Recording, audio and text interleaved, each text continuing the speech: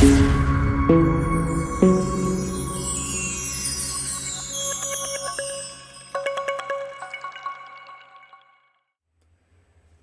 everyone and welcome to HJW Gaming and my first video with a face cam. In this video we're going to be taking a look at my upcoming King of Men server and also looking through commanders and equipment, preparing ourselves for the new season. Now, a quick tidbit in there, I am going to be streaming the start of my new season from 8 UTC tomorrow, which is 4th of August. So if you have the time, please feel free to drop in and show some support. Now, first up, we're going to take a look at the server that we've decided to enter.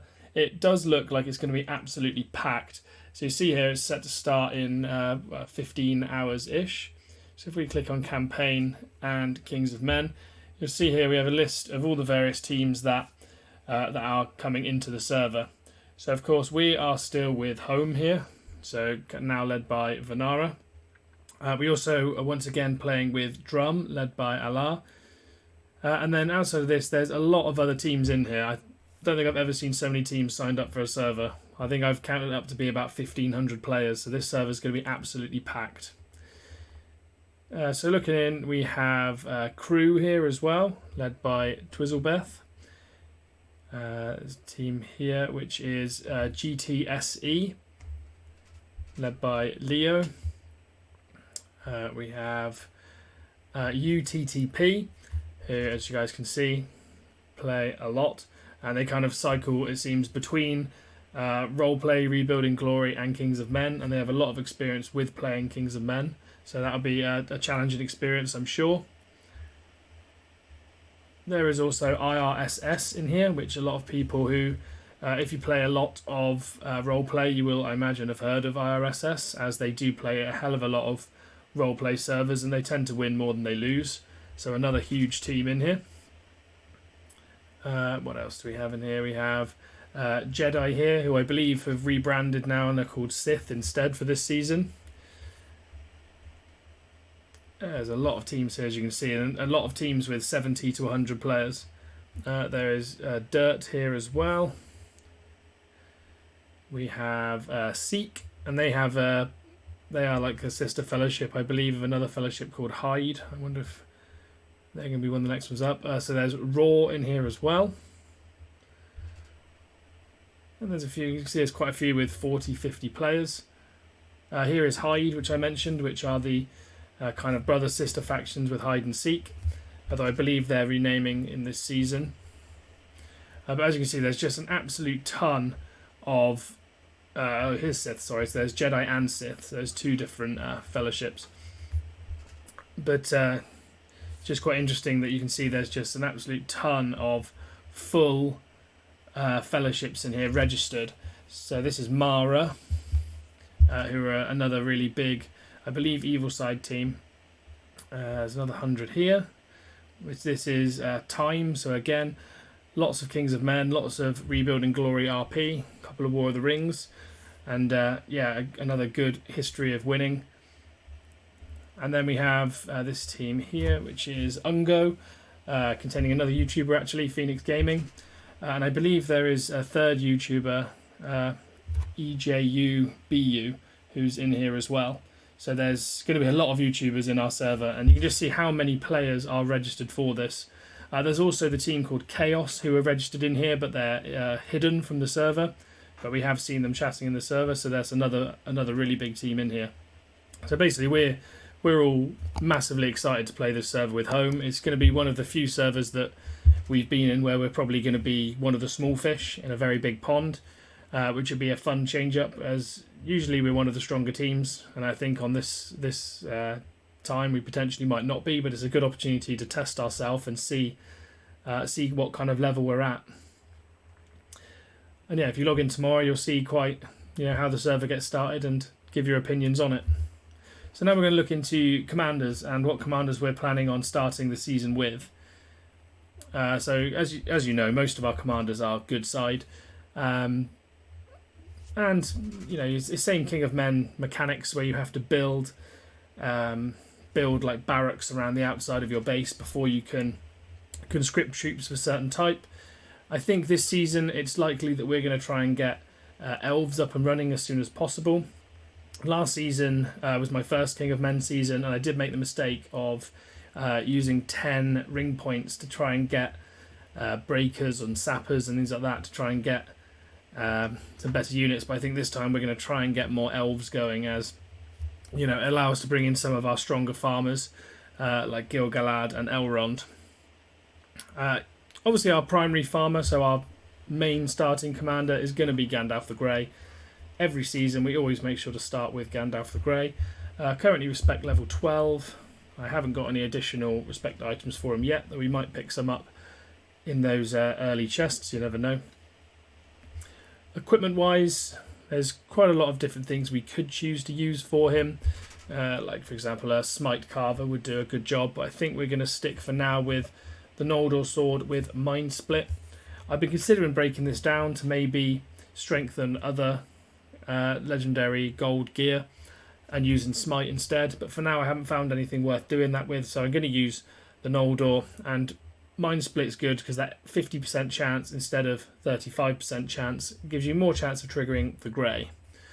I do also have the Gigantic Hammer as well, which could be a good addition if I decide to use that, but I think I'm going to use that on another commander, just because that +6 attack, especially if when at the beginning of the season you're running tier 1, tier 2 units, +6 attack is massive, absolutely massive. That can, that's like usually like a 30% attack boost. It's absolutely massive. But for now we're going to use him with the Mind Split Noldor. Chess piece wise, there's no need to be fancy here really. I think primarily we're going to run him with the Scale Mail for the bonus defense on our units. Again, 15 defense is a big upgrade on very low spec tier 1, tier 2 units.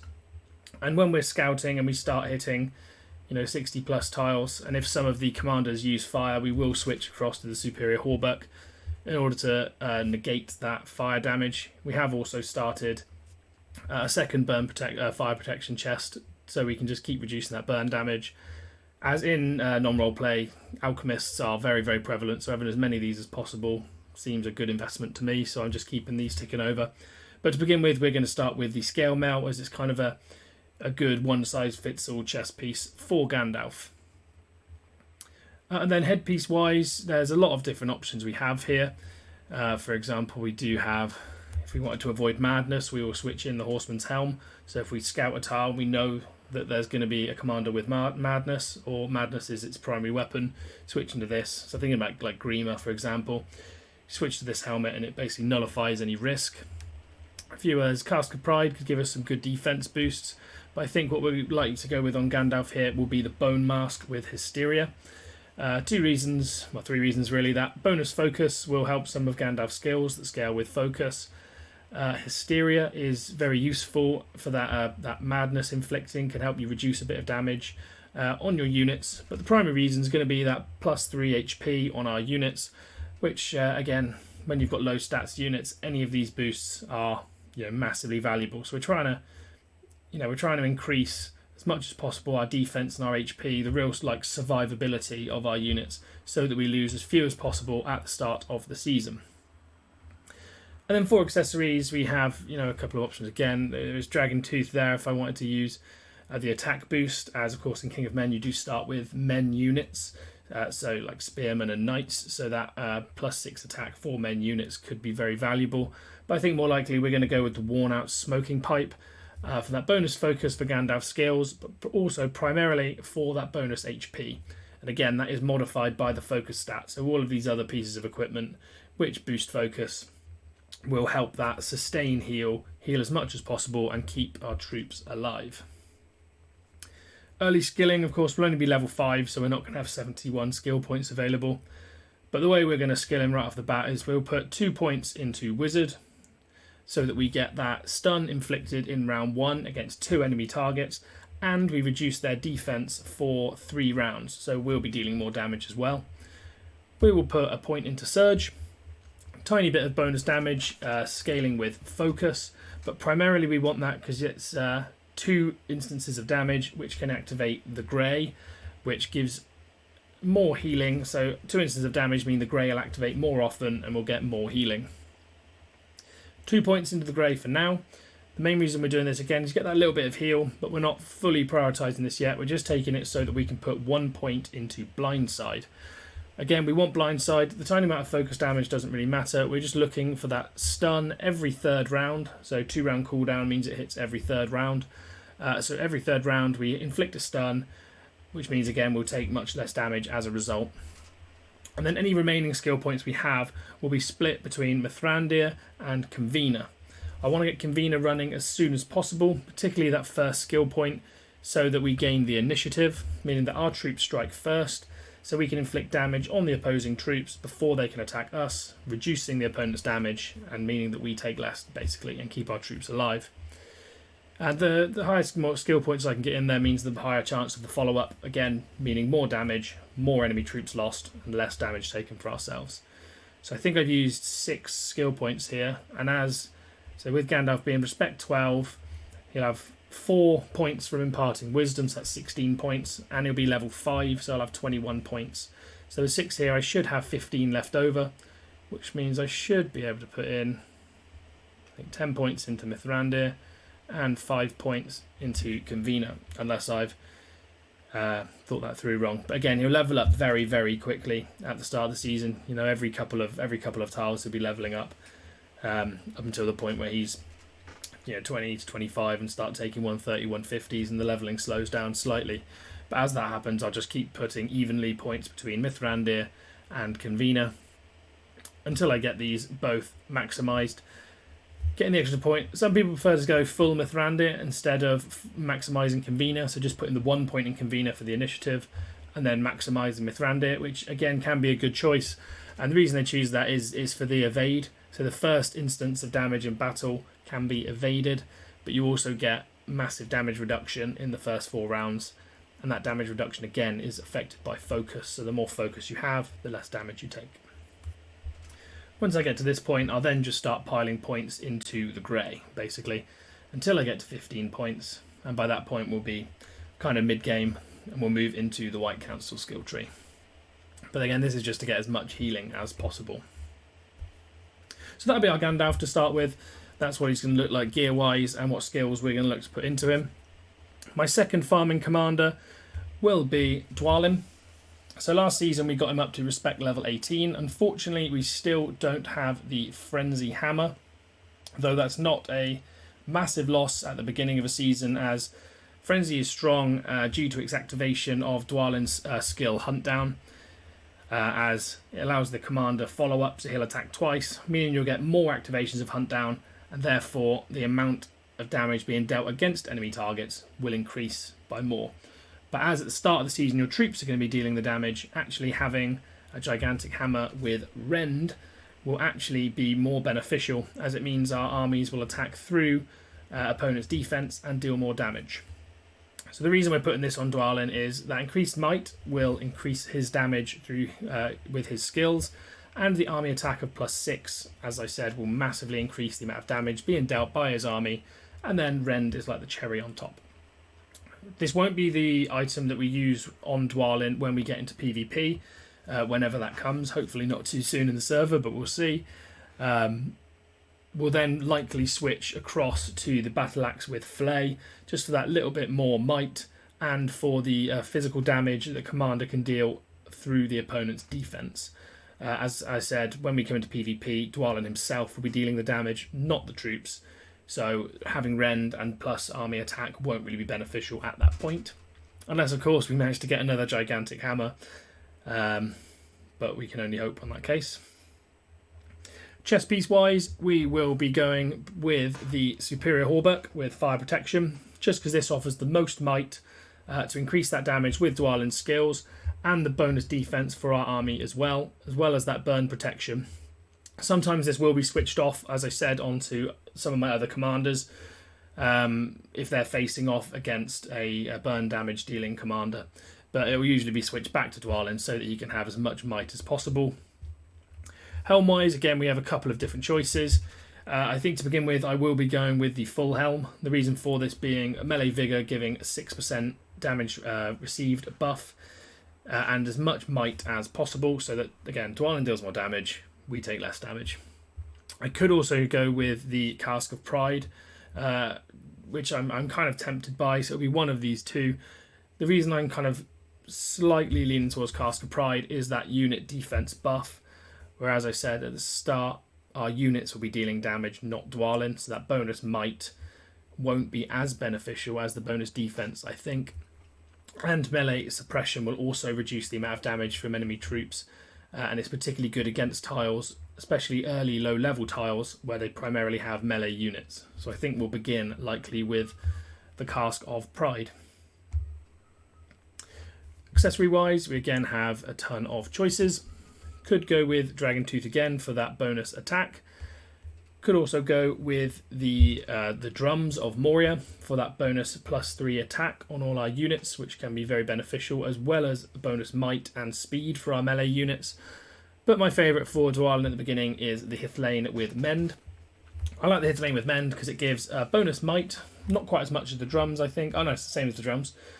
Instead of +3 attack, it gives +3 HP for more survivability, and it offers that every 2-round heal on one unit. So I'll primarily try to monostack on Dwalin so that Mend will do as much healing as possible.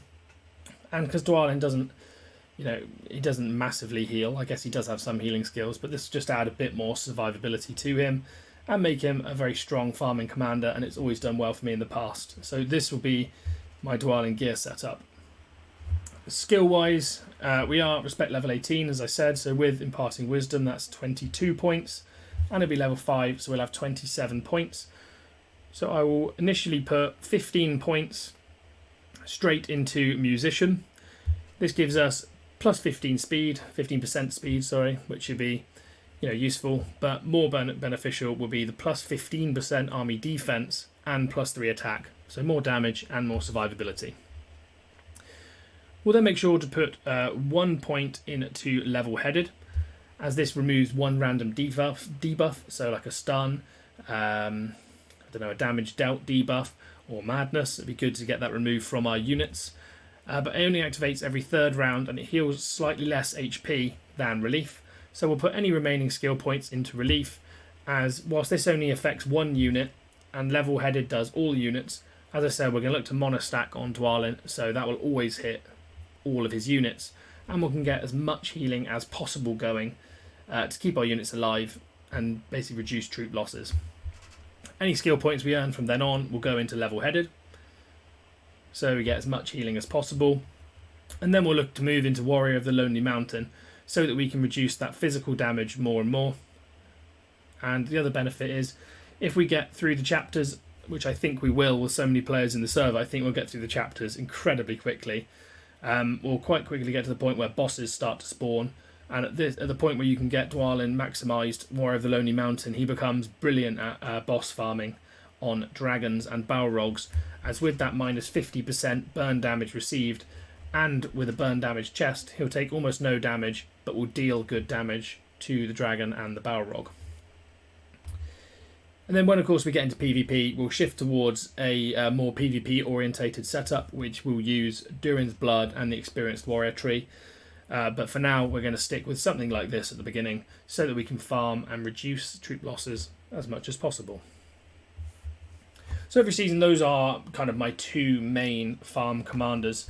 Though I said this season, I'm going to look to try and get elves going a little bit sooner, so that I can get some more commanders going than I did last season, as I found that it kind of cost me a little bit only having the two to start with. Once I've got elves available, and this can happen right from the beginning, even including the tier 1 Hunter Archer elves, I can start getting a Isildur up and running as my third farming commander. I think previous seasons only using 2 maybe has cost me a little bit. I've been very efficient with kind of saving their stamina and waiting till I had tier 2 troops, for example.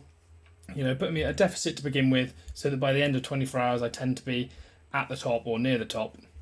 But I think getting a third commander this season will be really beneficial, and so I want to kind of get a Isildur running.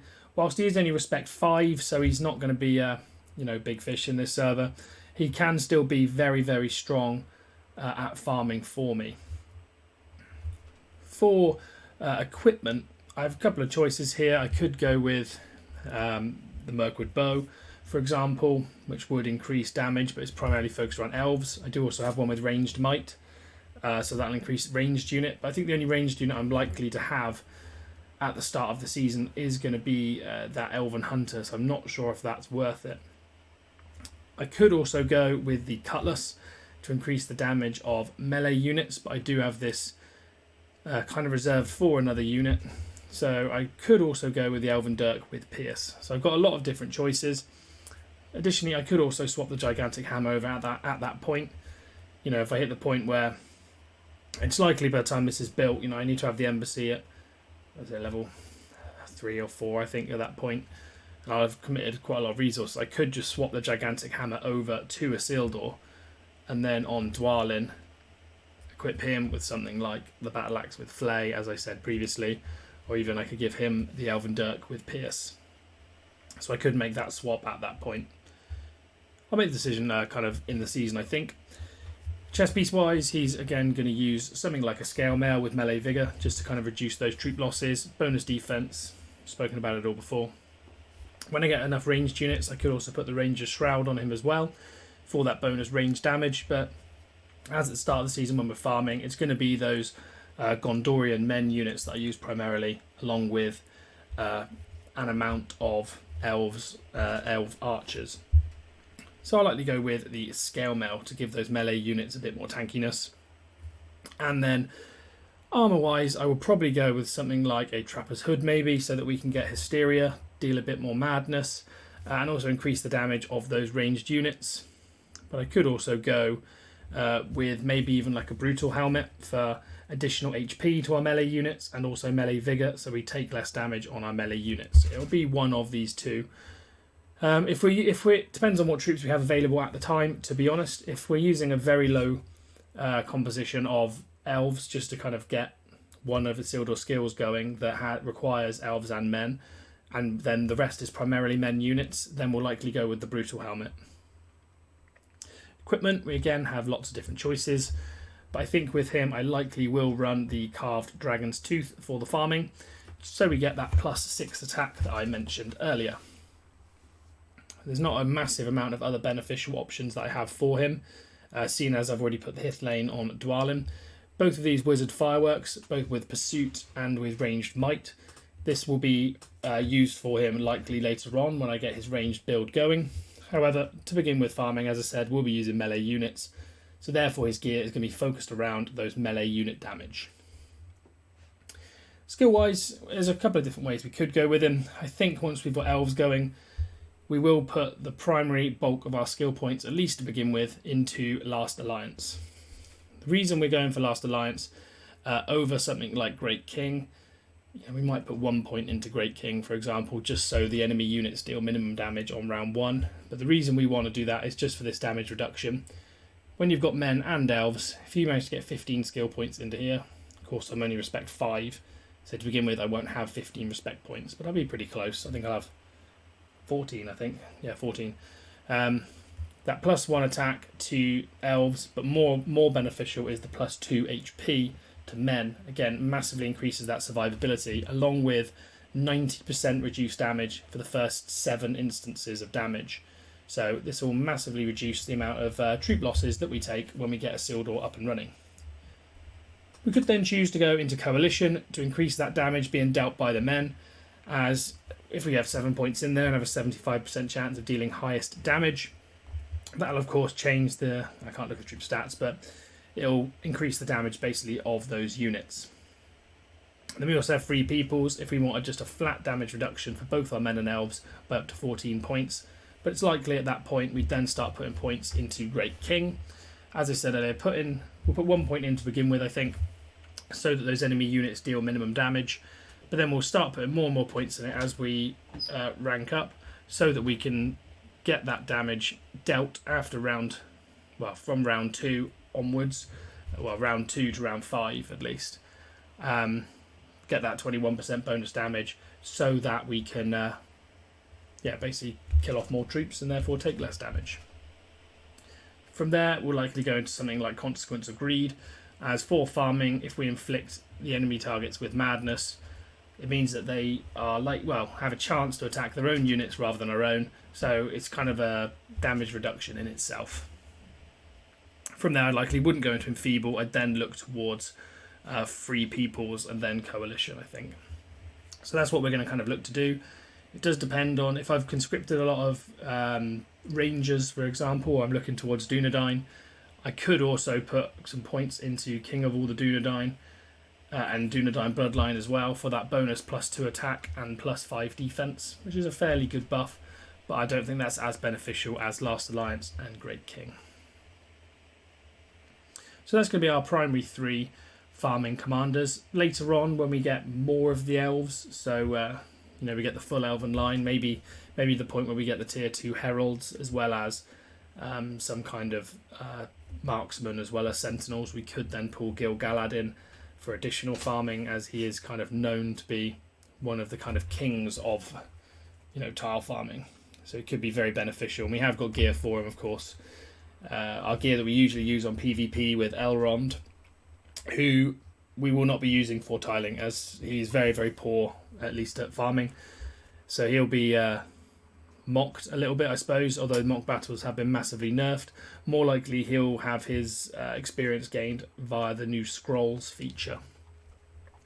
But Gil-galad we might get up and running, and we do have a lot of good gear for him as a result of it being Elrond's gear. So we do have all of these, which can offer a heal, more defense to the elves, but then the primary of this is +3 attack for the ranged elves, similar here, and +6 attack for other elves. So when we get Gil-galad going, he will be very strong at farming, though he's not going to be my priority, as it will take time to get those tier 2 wardens as well as marksmen and sentinels so that we can use him. Before all of that though, I think the one other commander we will get going early game, though it will depend on how many ring points we want to commit to. I think it's Dispersion it's called. Basically reduces the penalty for using good side troops on evil side units. And that commander will be Witch King. So we finally have Witch King almost at respect 3. We're 1 respect item off. We've got quite a few Mathams as well ready to open at the start of the season. So we very likely will get one at least respect item for Witch King to get him up to that respect 3 so that he is good and usable. Whilst we won't have alchemists or like sappers at least available for a little while, so ready for him to be actually used properly in farming, we'll probably sweep with him quite a lot to begin with, using the evil side troops you're provided at the beginning, and maybe we'll conscript a few more. As the evil men units do still work well with him, with some of his skills, whilst it doesn't work with Morgul Commander, they do still get additional damage dealt as a result of Black Captain, and of course Convener, as I mentioned with Gandalf, is a fantastic skill. So both of these together at the beginning will be very beneficial with evil men. And then when we get a higher tier of embassy, we'll then look towards building barracks for breakers, sappers, and of course eventually alchemists. When we get him going, we will be equipping him with the Cutlass with melee might for that +3 attack, which is great for farming, as I've mentioned, as well as the additional melee damage. But also that's very good when he gets into, that'll be his weapon the whole way through, for the additional bonus damage when we get to the point where we have alchemists on him as well. Chest piece wise, we have a ton of different options. We could put one of these scale mails on him, could put a burn reduction chest as well, or we could put on the quilted armor with focus protection. For farming, it likely will be this spare burn reduction chest I have, just for the additional defense on the units, and also less chance of getting hit hard by burn damage on a tile. But when we go into PvP combat, this will be switched around depending on what we're kind of seeing out there. If we're seeing a lot of Gandalf the Whites or focus damage dealing commanders, I could switch to quilted armor, for example. We do have the Scout's Mail as well. This is kind of more towards Isildur when we get towards his ranged build, as reducing range damage isn't really going to help. So we'll likely go with either the quilted armor or the superior hauberk, but I'm leaning towards the hauberk for that bonus defense on those evil men starting units. Helm wise, we will be equipping him pretty much throughout with the Horseman's Helm with the Resolve effect. This is because Witch King, due to the amount of damage he can deal, particularly when you do get breakers and sappers and start dealing fire damage, when you combine that with Convener, the amount of damage he deals is massive. So early round madness inflicted on your own army, and that damage then gets turned on yourself, can massively impact him. So we'll pretty much have him with the Horseman's Helm throughout. At some points, maybe in the early farm, when we're not using Isildur, if Isildur's out of stamina, we could switch over the Brutal Helmet, just for those early round tiles, so we get that melee vigor effect as well as the bonus melee damage HP. But most of the time, we'll have the Horseman's Helm. Of course, this will be peeled off in early farming and given to other commanders as well, so that if I've scouted a tile and I know madness is coming, I can avoid basically that impact. And then accessory, we will be running with the Drums of Moria. Drums of Moria, very good. Again, +3 attack for melee units. Good for early farming, and also good for when I get his alchemists, sappers going as well. So that bonus attack means more damage, and then that bonus damage also gets multiplied by the amount of fire damage or burn damage they do as well. Haste of Soldiers can be useful as well. I'd probably prefer the one that increases damage on dwarves, but for now Haste of Soldiers can help us kind of move around and take tiles quicker. And that'll be it for our farming commanders. We do have Gothmog floating around as well, but he'll be only siege for me on this account. Most other evil commanders are low respect, so we won't be using them. King of the Dead could be an option at some point, depending on how the new system works with hiring neutral units. As if we choose to get Oathbreakers, King of the Dead is a very efficient farming commander, but it's probably a bridge I'm going to cross when I come to it. For sweeping and just generally picking up more grain at the beginning, I'll use the same commanders that I usually use, which will be King of Men, due to the fact that he has these healing skills, which can be very beneficial in keeping troops alive, and I quite often use Arwen as well. I may choose to use Theoden as well to sweep, just to get his levels up, because later on in King of Men, when we have Shire Protectors available, he could be very, very valuable, and I might regret not having him early leveled up, so I might choose to kind of get him going sooner rather than later. I said we have some Mathams kind of coming up. I've got 33 in here and a decent stack of gems. I do also have a second account with around 70 Mathams on it, so we're going to look to open both of those up when the season starts and see what we can pick up. So look forward to that video. Anyway, that's all my kind of prep for the start of the new King of Men season. As I said, it starts tomorrow, and I will be streaming it live here on YouTube for a good few hours. I'll probably end up doing 2 live streams tomorrow, or 1 long live stream with a small break for lunch. So yeah, if you want to check that out, I'll be on at 9 UTC. So yeah, feel free to tune in and drop a comment to let me know you're there. If you've enjoyed this video, please consider hitting the subscribe button. It does make a massive difference to me and my channel. And also hit the like button, as it helps get my videos more out there. And with that, I really hope to see you on the next one.